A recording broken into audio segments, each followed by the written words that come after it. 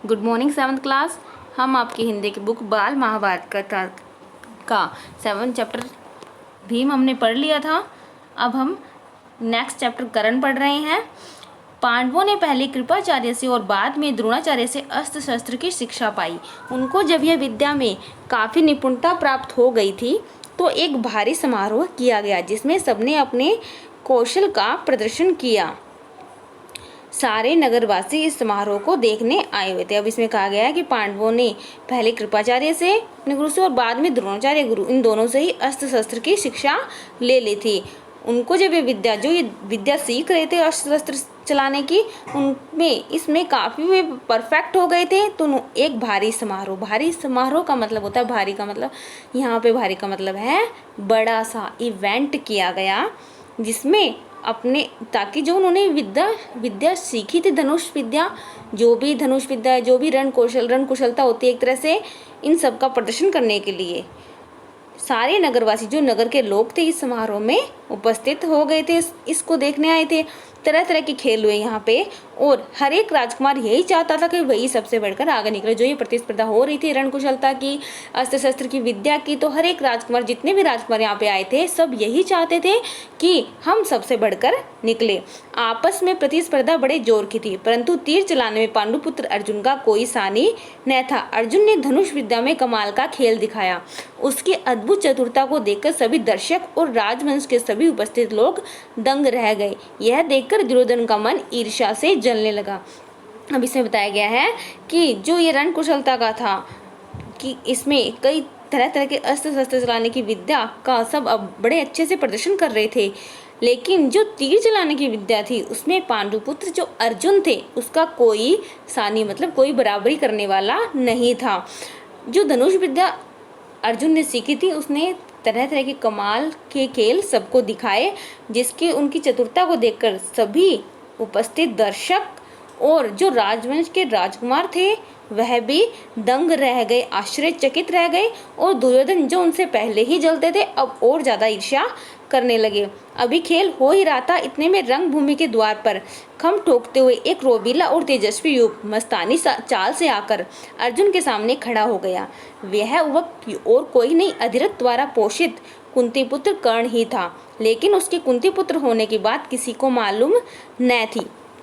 अब इसमें कहा गया है कि जो ये खेल चल रहा था कंपटीशन का, इसमें इतने में रंगभूमि के द्वार पर जो उनका समारोह की भूमि थी वहाँ पे द्वार पे गेट पे अपने कदम ठोकते हुए एक रोबीला काफ़ी ज़्यादा रोब था, जिसमें और तेज वाला युवक मस्तानी आराम से अपनी चाल से मस्ती में आकर अर्जुन के सामने खड़ा हो गया था। वह युवक कोई और नहीं, अधिरथ द्वारा पोषित कुंती पुत्र कर्ण ही था। यह वही था जो जिसे कुंती ने लोगों के डर से, समाज के डर से अपने पुत्र को, जो सूर्य देवता के ध्यान करने से पैदा हुआ था, उन्होंने उसे नदी में बहा दिया था और वहाँ पे अधिरथ जो सारथी था उसने उसे पाला था। लेकिन कुंती पुत्र होने की बात उस समय तक किसी को यह मालूम नहीं थी।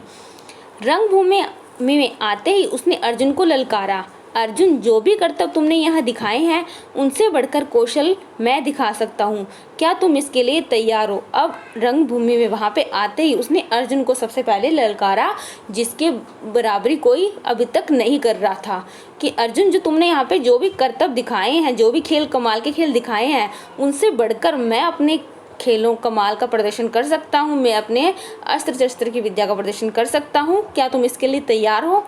इस चुनौती को सुनकर दर्शक मंडली में बड़ी खलबली मच गई, पर ईर्ष्या की आग से वह जलने वाले दुर्योधन को बड़ी राहत मिली। वह बड़ा प्रसन्न हुआ। उसने इत्तेफाक से कर्ण का स्वागत किया और उसे छाती से लगाकर बोला, कहो कर्ण कैसे आए, बताओ हम तुम्हारे लिए क्या कर सकते हैं। वो कह रहे हैं कि जो चुनौती कर्ण ने अर्जुन को दी, तो वहाँ पे जो दर्शक मंडली जो अभी तक अर्जुन के खेल से काफ़ी ज़्यादा प्रसन्न थे, काफ़ी ज़्यादा दंग थे, उनको देखकर उनमें खलबली मच गई कि उसको टक्कर देने वाला कौन आ गया।